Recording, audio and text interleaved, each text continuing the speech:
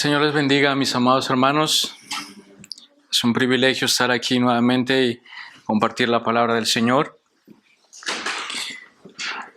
Las semanas pasadas pudimos escuchar a Pastor Carlos trayendo el mensaje de la palabra. Y este domingo me toca a mí y sucesivamente el próximo domingo tocará al Pastor Luis de traer el mensaje de la palabra, y es un privilegio siempre traer la palabra del Señor y compartir. Así que quisiera invitarles a cada uno de ustedes que puedan abrir sus Biblias en la primera carta de Juan, capítulo 3. Primera carta de Juan en el capítulo 3, que es el tema que nos toca hoy y que vamos a compartir. Primera carta de Juan, capítulo 3, del verso 1 en adelante, que vamos a leer del verso 1 al 3. Antes de entrar en materia, traerles unos saludos del pastor David Pelosi, al cual estuve compartiendo con él hace 15 días. Estuvimos en el sur de Francia, en la ciudad de Grenoble, una iglesia francesa, donde tuvimos la oportunidad justamente de escuchar al pastor Mark Dever y a su equipo sobre la iglesia, los fundamentos de la iglesia. Y qué bueno que hay un pueblo francés en esta nación que se está levantando, que está aprendiendo y que desea establecer iglesias sanas en este país. Así que les animo a que lean sus Biblias en francés, porque muy probablemente pronto tendrán personas a las cuales tienen que compartir el Evangelio en francés. Y qué bueno que sepan decir en francés el Evangelio, l'Évangile. La carne, no la chair o la viande, como dicen algunos por allí, sino que tengamos un lenguaje adecuado para el mundo francés que necesita escuchar el Evangelio. Amén. Esto era para romper el hielo y para atraer su atención sobre el sermón y concentrarnos. Primera de Juan, capítulo 3, del verso 1 al verso 3, es la porción que vamos a leer. Dice de esta manera, dice: mirad cuál amor nos ha dado el Padre, para que seamos llamados hijos de Dios. Por esto el mundo no nos conoce, porque no le conocen a Él. Amados, ahora somos hijos de Dios, y aún no se ha manifestado lo que hemos de ser. Pero sabemos que cuando Él se manifieste, seremos semejante a Él, porque le veremos tal como Él es. Y todo aquel que tiene esta esperanza en Él, se purifica a sí mismo, así como Él es puro. Inclinemos nuestros rostros y hagamos una oración para comenzar este sermón. Padre amado, Señor y Dios, primeramente estamos agradecidos contigo de que nos permitas venir delante de tu presencia, Señor. De que nosotros, hombres y mujeres débiles, llenos de defectos, de errores, ninguno es mejor que otro, todos pecadores destituidos de tu gloria, de tu reino, pero en tu misericordia nos permites en esta tarde venir delante de tu trono de gracia y rogarte, primeramente, Señor, que nos perdones.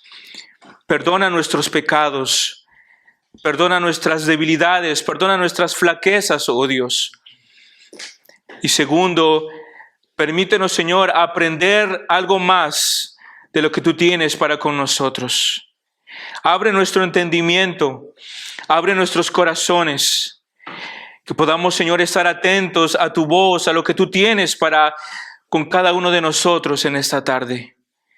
Yo te ruego, oh Dios, por tus misericordias que son eternas, desde las eternidades pasadas a las eternidades futuras, Señor, te rogamos, como dice el salmista, Padre, que tú nos bendigas en esta tarde, que no salgamos de la misma manera que hemos entrado, que abres a nuestros corazones por medio de tu palabra, que ella es la que penetra en nuestro ser y la que transforma nuestros corazones, Señor. Padre, ponemos este tiempo en tus manos y te rogamos en el precioso nombre de Jesús, nuestro Señor y Salvador, que bendigas tu palabra en el nombre de Jesús. Amén. Amén, hermanos. Es una porción relativamente corta, así que no os preocupéis. Terminaré solamente a las 7. No me alargaré mucho. Antes de introducir, hermanos, en el sermón,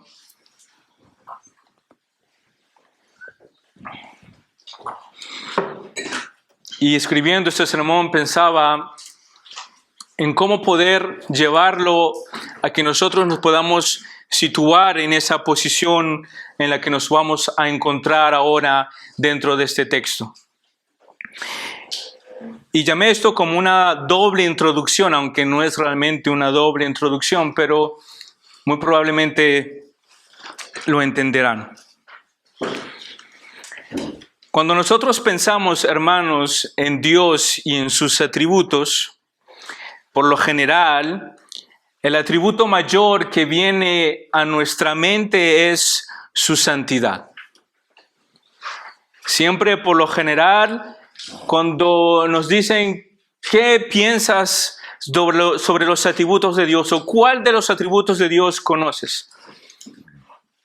Y por lo general, el primero que sale es la santidad de Dios. Y siempre que hablamos de la santidad de Dios, lo relacionamos con su pureza, con el hecho de que Él es perfecto, que Él es santo, que en Él no hay mancha, en Él no hay pecado. Pero al mismo tiempo que hablamos de su santidad, que es atributo precioso de Dios, a veces nos olvidamos o ponemos de lado un punto muy importante. Y este punto muy importante al cual yo quiero hacer referencia en esta introducción es el trato que Dios tiene con el pecado. El trato que Dios tiene con el pecado. ¿Escucharon eso? Para ser más claro, les voy a decir de esta manera: Dios odia el pecado. Dios odia el pecado. ¿Saben por qué Dios odia el pecado, mis hermanos? Dios odia el pecado porque es lo opuesto a su naturaleza, a su santidad, y hay muchas otras más razones por la cual Dios odia el pecado. Pero la primera es de que es completamente opuesta a su naturaleza, a la naturaleza de Dios, que Él es santo y perfecto. Otras razones por la cual Dios odia el pecado es porque a nosotros, su creación, el pecado nos seduce y nos centramos en nuestros propios placeres. Una segunda razón, aunque existen muchas, pero voy a citar 4, porque el pecado nos ciega por completo y no nos deja ver la verdad del Evangelio. ¿Escucharon eso? El pecado nos ciega completamente y nos aleja de Dios, o nos aleja del Evangelio. La tercera razón es porque nos esclaviza a tal punto que nos destruye. El pecado nos rodea con cadenas para esclavizarnos y llevar a terminar con nuestras vidas, destruyéndolas. Y por cuarto punto, o por cuarta razón, si desean, porque todo lo que nos separa de Él es porque sobre todo, porque nos separa de Dios mismo y nuestras vidas de pecado crean un abismo entre Él y nosotros. Sobre todo porque hay una separación por causa de nuestros pecados. Como lo hemos cantado hoy, ese abismo que nos separaba, jamás tal cima nadie pudo llegar, solo Cristo. Lo que deseo transmitir, hermanos, con esta primera parte de introducción es que veamos que solamente nosotros, hermanos, como cristianos, tenemos un gran privilegio.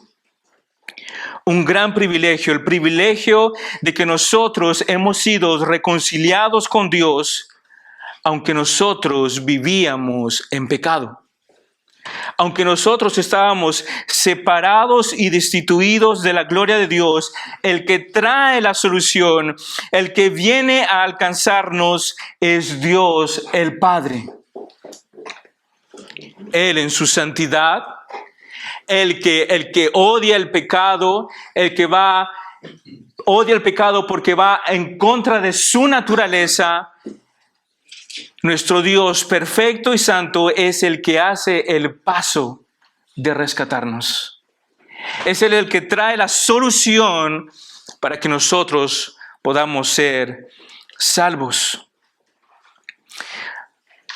La semana pasada en el estudio hablábamos sobre la adopción. ¿Recuerdan? Hice un pequeño paréntesis sobre la adopción. Y vemos una similitud en lo que justamente comparto hoy. Esta es la segunda parte de mi introducción. Si nosotros nos encontraríamos, hermanos, en una posición donde tendríamos que adoptar a un niño, estoy seguro que ninguno de nosotros no nos pondríamos a pensar de esta manera. ¿Y cuál es esta manera? De esta manera siguiente. 4 cosas. ¿Este niño merece que lo adopte? Segundo, ¿qué me va a aportar este niño a mí si yo lo adopto? Tercero, ¿qué beneficios puedo yo sacar de él? Y cuarto, ¿por qué él y no otro niño? Eso seguro que ninguno de nosotros nos haríamos este tipo de preguntas si tuviéramos la oportunidad de ir a adoptar un niño. ¿Saben por qué, hermanos, ninguno de nosotros nos haríamos este tipo de preguntas? Porque ese acto que nosotros estamos haciendo está impulsado por amor. Ese acto de ir a tomar a ese niño, de abrazarlo, de besarlo, de cargarlo en tus brazos, de decirle ahora, eres mi hijo, llevarás mi apellido, vivirás en mi casa, yo cuidaré de ti, yo guardaré de ti, yo te daré todo lo que tú necesitas. Ese acto está impulsado por un sentimiento fuerte que nosotros conocemos que se llama amor. Pues este mismo sentimiento, hermano, es el que nace en el corazón del Padre y que nos hace a cada uno de nosotros sus hijos, y lo hace por puro amor, no tomando en cuenta nuestros pecados, no tomando en cuenta que Él es santo, que Él es perfecto, que Él odia el pecado y que hay muchas cosas que nos separan de Él. Hay un gran abismo entre Él y nosotros. Hay una gran frontera que nos separa entre Dios y nosotros. Pero lo que motivó a Dios es su amor por cada uno de nosotros. Lo hemos cantado, cuán profundo es tu amor, más allá que los cielos, más hondo que el mar. Es difícil de nosotros entender el amor de Dios. Una vez compartía con mi hija y reflexionaba sobre esto. Nosotros, los seres humanos, somos condicionados cuando se trata del amor. Cuando se trata del amor, ponemos condiciones a ese sentimiento que nosotros compartimos. Si tú eres bueno, pues yo soy bueno. Si tú me das cariño, yo te doy cariño. Si tú me cuidas, yo te cuido. Si tú eres bueno conmigo, yo seré bueno contigo. Pero hermanos, la actitud de Dios aquí, como lo introducía, su posición, su atributo de santidad, el lugar donde Él se encuentra, el rechazo del pecado porque va en contra de su naturaleza y el acto de haber ido Él a buscarnos a nosotros, a rescatarnos a nosotros y hacernos sus hijos, nos demuestra claramente que su amor no está bajo condiciones como nosotros sí lo hacemos. Su amor sobrepasa nuestro entendimiento, su amor sobrepasa aún lo que nosotros podemos imaginar y pensar. Es a esa altura y a esa anchura que Dios nos ama, diciendo, aunque yo odio el pecado, aunque va en contra de mi naturaleza, rescataré a mis hijos, los alcanzaré por medio de Cristo. Así como nosotros tomaríamos en nuestras casas a un niño que no tiene padre ni madre, que ha sido abandonado, dejado a la sociedad, lo que nos impulsa a recogerlo y a tomarlo en nuestra casa y de hacerlo un hijo nuestro es el amor, no su condición, no de dónde viene, no su origen, no su color de piel, no si fue abandonado por su padre, por su madre, por sus abuelos. En ese momento no existe ninguna pregunta. En ese momento no pensamos, como dije hace un instante, ¿merece que lo adopte? ¿Es bueno? ¿Qué beneficios tendrá? En ningún momento pensamos de esa manera, sino lo que lo traemos a casa y lo hacemos un hijo nuestro. Y lo creamos como nuestros hijos. Y lo amamos y le damos el mismo amor y cariño que le diéramos a un hijo de verdad. Es con esta introducción entonces, hermanos, que quisiera que guarden en mente que vamos a entrar en materia en nuestro primer punto. ¡Cuán grande amor!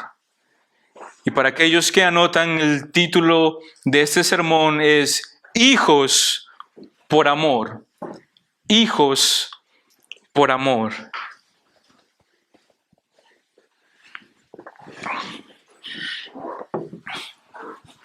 Hijos por amor. Primer punto, cuán grande amor. Capítulo 3, verso 1 dice entonces de esta manera, mirad cuál amor nos ha dado el Padre, para que seamos llamados hijos de Dios. Por esto el mundo no nos conoce, porque no le conoció a Él. Es sobre este versículo que vamos a basar nuestro primer punto. Hermanos, cuando nosotros pensamos en el amor que Dios tiene para con nosotros, es muy difícil de entenderlo. Cuando nosotros reflexionamos en el amor y en la fidelidad del Padre para con nosotros, es muy difícil nuevamente poder nosotros poner una medida, Poner una altura y decir, Dios nos ama hasta este punto, Dios nos quiere hasta este nivel, Dios me ama hasta allá, hasta esta frontera. Es sumamente difícil que nosotros podamos poner un nivel a ese amor tan grande. Como les decía anteriormente, cuando compartía con mi hija, nosotros a veces reflexionamos. Y yo le decía a ella, ¿sabes? Nosotros somos condicionados y amamos por condición.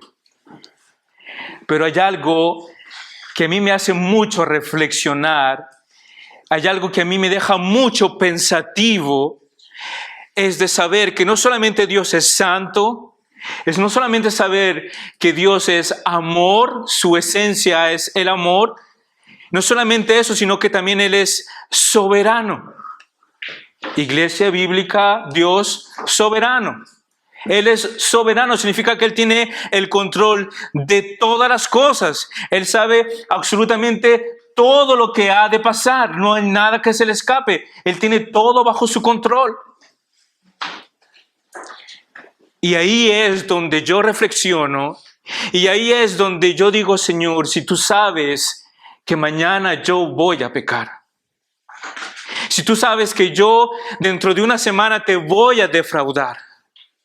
Si tú sabes que dentro de 15 días voy a volver a caer en ese mismo pecado que siempre continúo cayendo.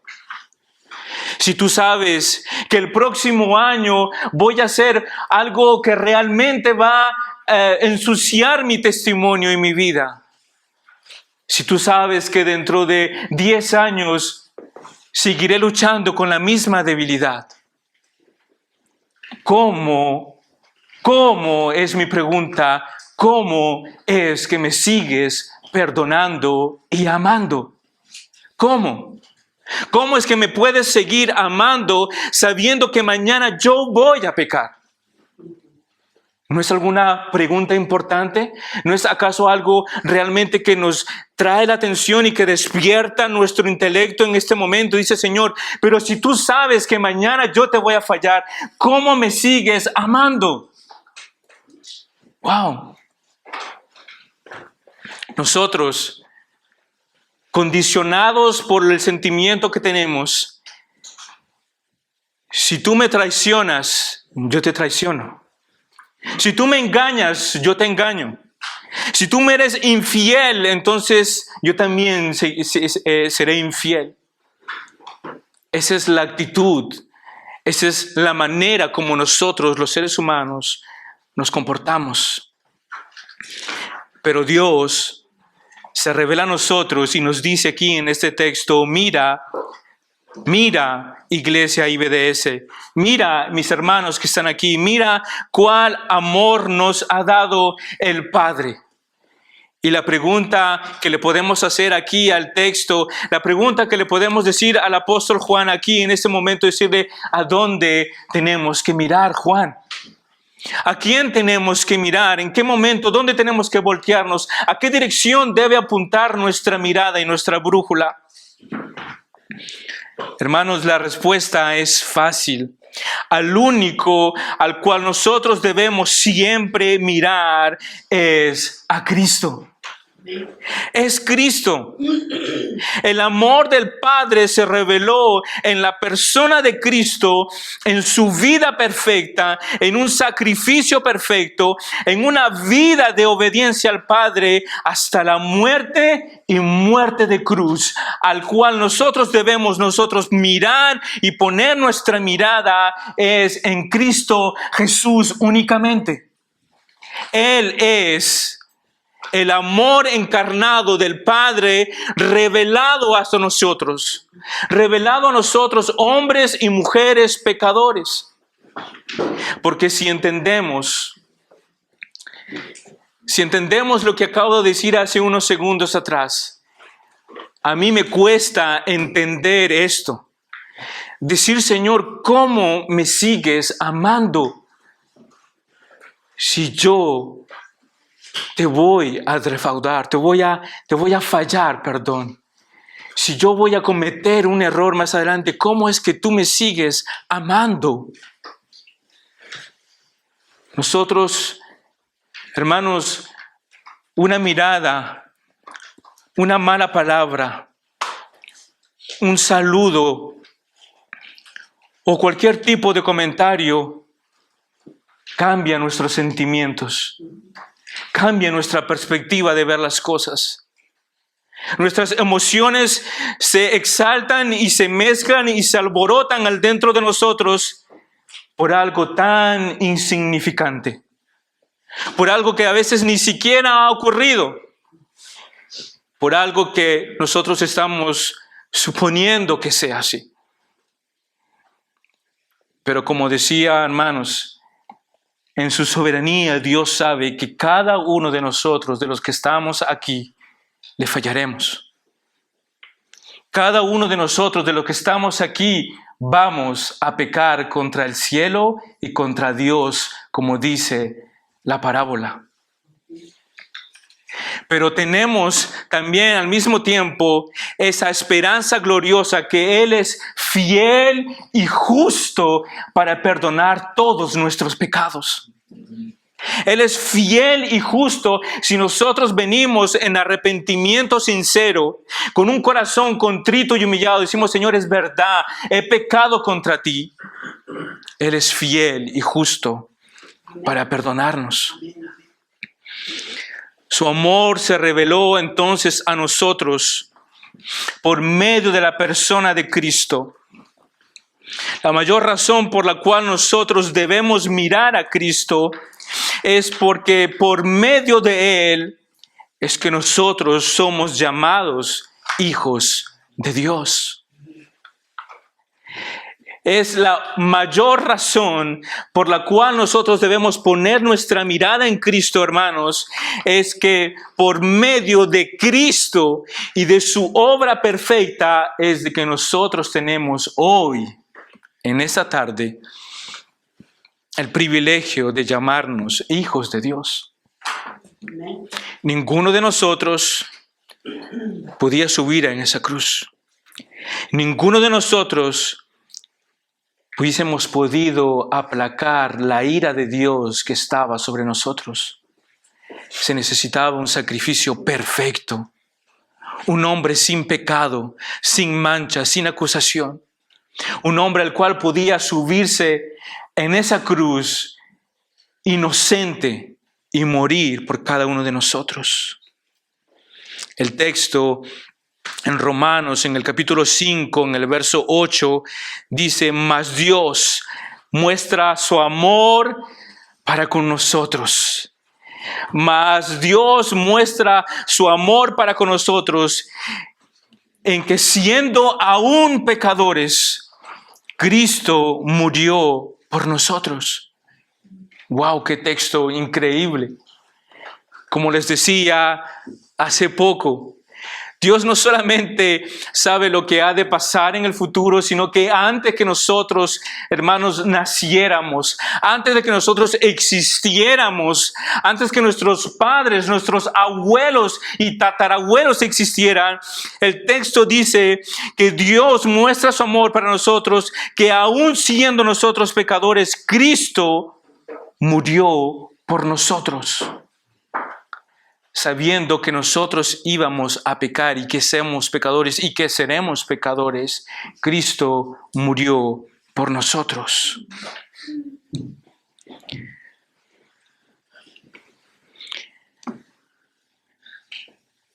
Al amor entonces al cual nosotros debemos apuntar, donde nosotros tenemos que poner nuestra mirada, es únicamente en Cristo Jesús. Si nosotros queremos ver el amor del Padre, mis hermanos, revelado hacia nosotros, mira a Cristo. Si tú quieres ver el amor del Padre que te habla a tu corazón, mira a Jesús. Míralo a Él. Mira lo que Él ha hecho. Mira su obra perfecta. Mira su vida, su diario caminar. Mira ese tiempo en el cual Él estuvo aquí en medio de nosotros, para que nosotros ahora en nuestro turno podamos acercarnos al Padre. La segunda parte del texto dice, por eso el mundo no nos conoce, porque no le conoció a Él. Y tal vez es un poco difícil para algunos de nosotros entender esta parte del versículo, pero es algo muy sencillo. John MacArthur en su comentario dice que los verdaderos cristianos o los verdaderos extraterrestres son los cristianos, porque han nacido de nuevo, porque tienen una nueva naturaleza y porque llevan en ellos una naturaleza que es completamente ajena y extraña para los que no creen en Cristo Jesús. Lo que John MacArthur nos está diciendo aquí, hermanos, es de que por eso el mundo no nos conoce. En otras palabras, está diciendo que nosotros no tenemos la misma identidad que el mundo tiene. Nosotros no somos como los que están en el mundo, sino que nosotros somos hijos de Dios por medio de Cristo. Y somos hijos porque hemos nacido de nuevo. Somos hijos porque tenemos una nueva naturaleza en nosotros. Y esa nueva naturaleza es completamente ajena, extraña, diferente que los demás. Y es por eso, hermanos, también, de que el mundo no nos conoce, porque primeramente, cuando Cristo Jesús vino aquí en la tierra, lo rechazaron, no lo aceptaron, no lo recibieron como el Rey de Gloria, sino que fue rechazado. Esa es la razón por la cual aquí el texto dice, por eso el mundo no nos conoce, porque no le conocieron a Él, no supieron realmente quién era Jesús. No habían entendido que en la persona de Jesús se estaba revelando el amor verdadero, puro y perfecto del Padre, para que justamente no solamente el pueblo de Israel, no solamente los gentiles que estaban a su alrededor, sino que todas las naciones por medio de Jesús sean salvos. En ese momento, en ese tiempo, no vieron a Jesús, no le conocieron, no lo aceptaron como el Mesías, como el Salvador del mundo. Eso nos lleva a nuestro segundo punto, hermanos. Somos hijos de Dios. Somos hijos de Dios.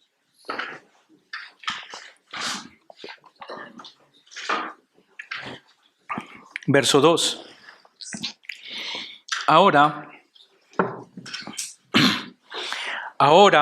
Amados, ahora somos hijos de Dios. Y aún no se ha manifestado lo que hemos de ser. Pero sabemos que cuando Él se manifieste, seremos semejante a Él, porque le veremos tal como Él es. Juan nos dice, ahora somos hijos de Dios. Pero surge una pregunta que le podemos nuevamente hacer al texto. ¿Quiénes son hijos de Dios, Juan? ¿Quiénes son hijos de Dios? Y la respuesta nos la da Él mismo en el Evangelio de Juan, en el capítulo 1, en el verso 12 y 13, y dice de esta manera, mas a todos los que le recibieron, a los que creen en su nombre, les dio la potestad de ser hechos, dice el texto, hijos de Dios, los cuales no son engendrados de sangre, ni de voluntad de carne, ni de voluntad de varón, sino de Dios. Respondamos entonces la pregunta, ¿quiénes son hijos de Dios? Son todos aquellos que le han recibido, todos aquellos que creen en su nombre, y Él les ha dado la potestad de ser llamados ahora hijos de Dios. Hijos de Dios, pero por voluntad de Dios Padre. Y eso es increíble. Lo precioso de este texto, hermanos, es nuevamente de que, como lo hemos visto al inicio de esta predicación, en la introducción, Dios en su santidad que odia el pecado y que hay tantas razones que nos alejan de Él, Él es aquí el que nos da la potestad. Él es el que nos ha engendrado, dice el texto. Él es el que nos ha dado vida por medio de Cristo. Ese momento allí, ese texto nos dice que nos ha engendrado, está hablando de que nos está otorgando, hermanos, esa nueva vida en Cristo Jesús, en su resurrección. En el momento en que Él se levantó de entre los muertos, nos dio vida juntamente con Él, nos dice su palabra. Fuimos entonces engendrados por Dios, la obra perfecta de Dios, el que ha puesto todo, el que ha puesto a Cristo, el que ha puesto el mensaje, el que ha resucitado de entre los muertos, para que nosotros seamos engendrados por medio de Cristo y podamos ser llamados hijos de Dios. ¡Wow! Nuevamente el que aporta la solución, nuevamente el que crea el puente entre nuestros dos mundos, entre Dios y nosotros los hombres, es Dios haciendo esa obra. Es Dios Padre buscando a reconciliarse con nosotros. Nosotros los hijos no buscamos a reconciliarnos con el Padre. Nosotros nos deleitamos en nuestros pecados. Nosotros nos gozamos en nuestras mentiras. Nosotros nos divertimos en nuestras maldades. Hermanos, aquí vemos nuevamente a Dios actuando a favor de su pueblo. La segunda parte del texto dice, y aún no se ha manifestado lo que ha de ser, pero sabemos que cuando Él se manifieste, seremos semejante a Él, porque le veremos tal como Él es. ¿A qué te refieres, Juan? ¿Qué nos quieres decir aquí en este texto? ¿Cómo que aún no se ha manifestado lo que hemos de ser? ¿Somos hijos de Dios? Sí, somos hijos de Dios. Pero todavía no se ha manifestado lo que realmente nosotros vamos a hacer hasta cuando el Señor Jesús venga por segunda vez y Él se revele en gloria y en poder. Y ahí, como dice en Filipenses, en el capítulo 3, en el verso 21, dice, el cual transformará el cuerpo de la humillación nuestra para que sea semejante al cuerpo de la gloria suya, por el poder con el cual puede también sujetar a sí mismo todas las cosas. Cuando Él vuelva, entonces Él transformará nuestros cuerpos de humillación, de debilidad, de pecado, para hacernos semejantes al cuerpo de gloria que es el de Cristo. Amén. Importante aquí una palabra que es utilizada, semejante. No dice igual a Cristo. No dice que seremos idénticos a Cristo. No dice que seremos una copia de Cristo. El texto dice que seremos semejantes a Él. Tendremos un cuerpo, sí, de gloria, pero no de deidad. Tendremos un cuerpo que se parece al de Cristo, parecidos a Él, pero nunca tendremos esa deidad que solamente representa a Cristo. Cuando Él venga, entonces, nuestros cuerpos de humillación serán transformados para poder nosotros ver su gloria, verlo a Él tal como Él es. Porque en nuestra humanidad, porque en nuestros pecados, porque en nuestra condición actual, no podremos nunca verlo a Él tal como Él es, en su gloria y esplendor. Y yo no sé si eso, hermanos, despierta o alegra sus corazones. Pero yo, hermanos, cuando leo este texto y reflexiono en esto, yo veo el trabajo de Dios y su mano obrando para que nosotros podamos verlo a Él tal como Él es. Veo a Dios orquestando todo desde un principio hasta el final. Veo a Dios que aún para que nosotros podamos verlo cuando Él vuelva, aquellos que hemos sido llamados sus hijos y que podíamos quedarnos en esta condición humana y decir, soy salvo, soy hijo de Dios, yo iba a la iglesia, yo cantaba los coros, yo escuchaba al pastor predicar todos los domingos. Y el Señor te diga, suficiente, siéntate a mi lado. Pero aquí vemos, hermanos, que el texto nos dice que es necesario que seamos semejante a Él para poder verlo a Él tal como Él es. Eso implica de que en nuestra condición nosotros nunca podremos ver a Jesús en su gloria y esplendor realmente tal como Él es.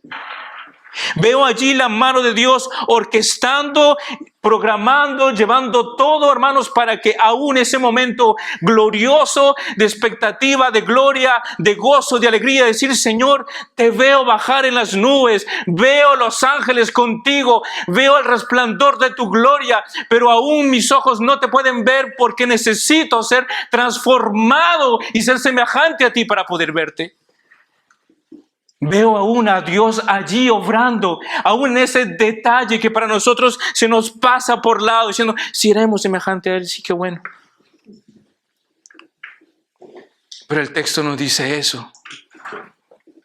El texto nos llama la atención y nos dice que Él está programando ese momento para que cuando Él venga, los muertos en Cristo resuciten primero y tengan un cuerpo de gloria. Y nosotros, los que estamos aquí cantando, alabando a Dios, o los que estemos en nuestras casas orando y buscando de Dios, entonces cuando suene esa trompeta, cuando los ángeles bajen con Cristo Jesús y lo veremos, allí nuestros cuerpos serán glorificados, transformados, para poder verlo como Él es en realidad. Oh Señor, Dios mío, cuán glorioso será ese momento. Cuán hermoso será verte en tu gloria y esplendor, sin ningún límite, sin tener que tapar nuestros rostros, sino que mirarte cara a cara. Eso será increíble, hermanos. Ahora somos entonces hijos de Dios y llegará el momento donde seremos semejantes a Él y le veremos como Él es. Eso debería, hermanos, alegrar nuestros corazones. Eso debería despertar gozo en tu alma, en tu corazón. Eso debería también preocuparte y decir, Dios viene. Él viene por su pueblo. Él viene por su iglesia. Y los textos que hemos visto nos enseñan que estamos en las últimas horas de las últimas horas donde Cristo Jesús volverá por su iglesia. Cristo está a la puerta.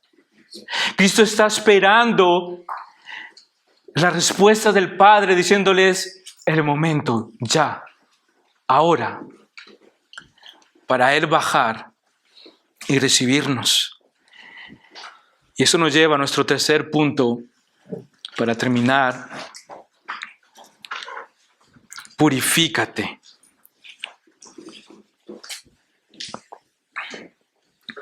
Purifícate. Verso 3.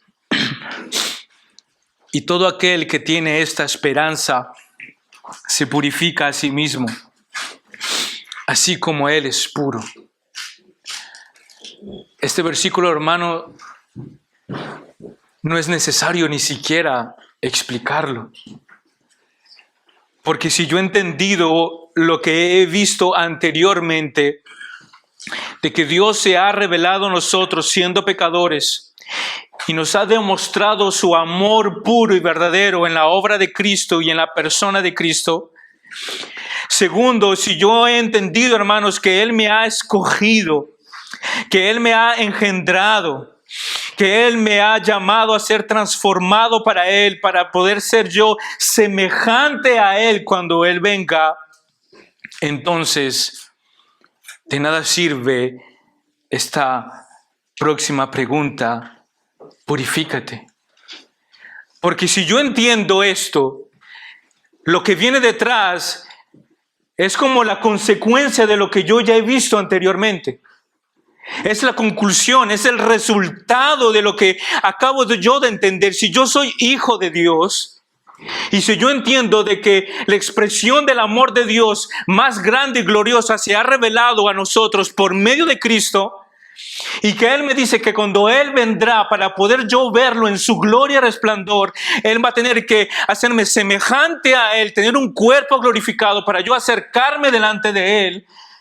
Entonces la conclusión siguiente es: purifícame, límpiame. O como aquella palabra donde vemos a Pedro discutiendo con el maestro: Pedro, es necesario, si no, no tendrás parte conmigo. En otras palabras, el Señor nos dice: es necesario, IBDS, si no, no tendrás parte conmigo. La respuesta de Pedro es la que debemos nosotros, cada uno de nosotros, tener y decir: Señor, no solamente las manos y los pies, sino que la cabeza y todo el cuerpo. Lávame por completo. Purifícame por completo. Esa es la conclusión. Esa es la parte que sigue a esto. De la misma manera, Señor, como dice el texto, todo aquel que tiene esta esperanza. Mi hermano, mi hermana que estás aquí, si tú has entendido los dos primeros puntos, y si tú tienes esa esperanza gloriosa de que cuando Él venga en su trono de gloria y en poder y en majestad y baje en las nubes con todos sus ángeles, y esperes ser transformado y semejante a Él, entonces todos aquellos que tienen esa esperanza, dice el texto, se purificarán a sí mismos. Se purificarán a sí mismos. ¿Por qué? Porque Él es puro. Porque Él es puro. Y lo hemos visto a la introducción de este sermón. Su santidad, su pureza, su naturaleza que va en contra de lo que nosotros somos originalmente.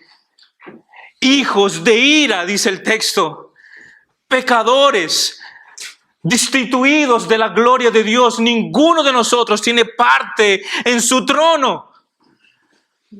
Pero Él en su santidad, en su aceidad, dice: yo voy y yo pongo la ofrenda.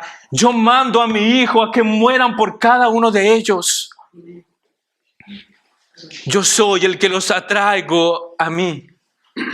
Yo soy el que los voy a santificar y yo soy el que los voy a glorificar cuando Jesús venga por segunda vez. Hermanos, eso me llama la atención y me dice: Señor, es verdad. Si yo tengo esta esperanza, debo purificarme. ¿Y saben por qué debemos purificarnos? Porque nosotros somos hijos de un Dios santo, puro, perfecto. Ustedes, hermanos, no deben purificarse porque ustedes quieren tener una vida de apariencia y de piedad. Ustedes no deben purificarse para que la gente los vea como cristianos lindos y hermosos en las calles de París. Ustedes deben purificarse porque el ADN que usted y yo llevamos aquí adentro es la sangre de Cristo Jesús. Por consiguiente, yo soy hijo del Padre. Y si yo soy hijo del Padre, debo parecerme a Él, debo andar como Él, debo caminar como Él, debo hablar como Él, debo tener algo de parecido a Él.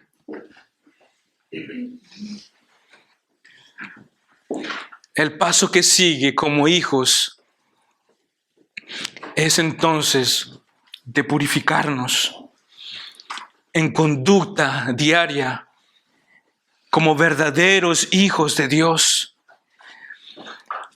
Como verdaderos hijos de Dios, purificándonos diariamente por medio de su palabra, por medio de su Espíritu Santo, purificándonos diariamente por medio de una relación personal e íntima con Dios, purificándonos cada día, porque nuestra esperanza es de poder verlo a Él. Mi motivación y mi única motivación para yo purificarme es porque yo lo quiero ver a Él.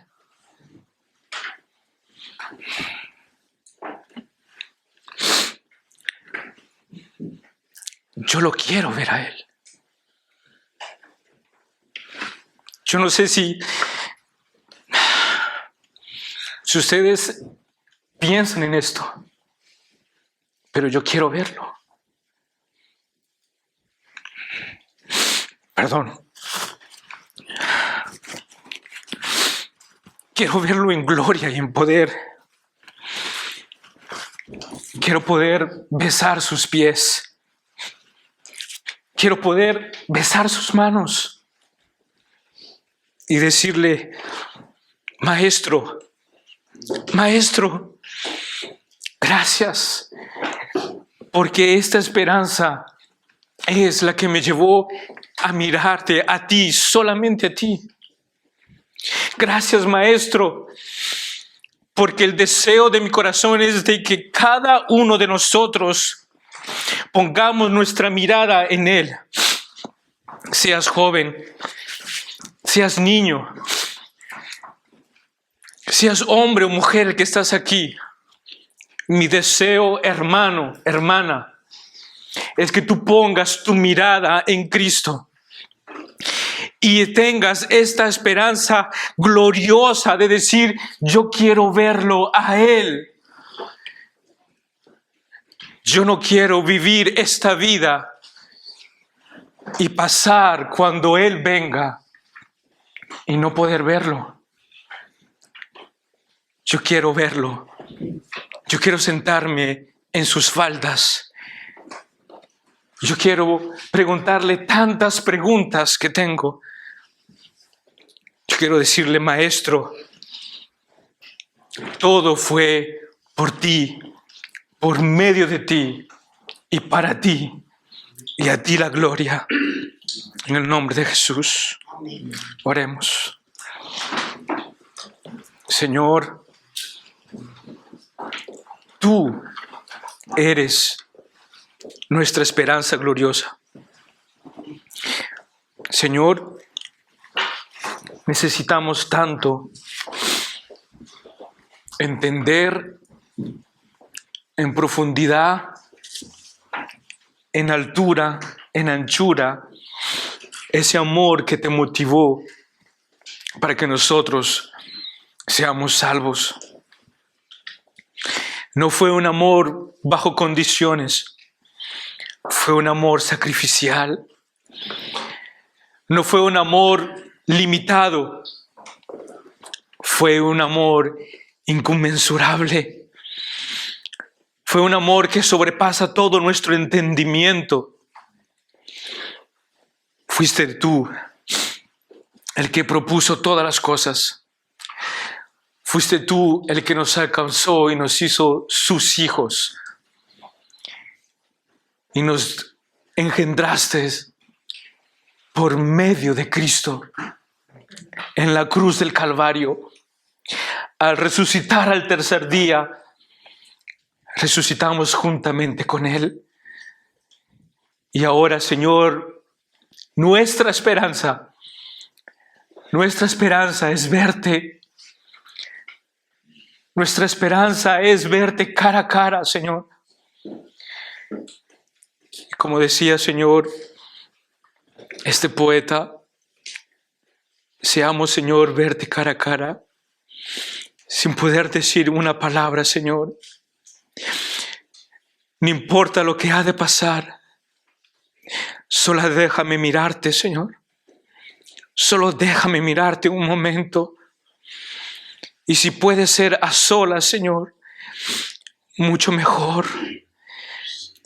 Si puedo postrarme a tus pies y mirarte cara a cara, Señor, es lo que mi alma anhela.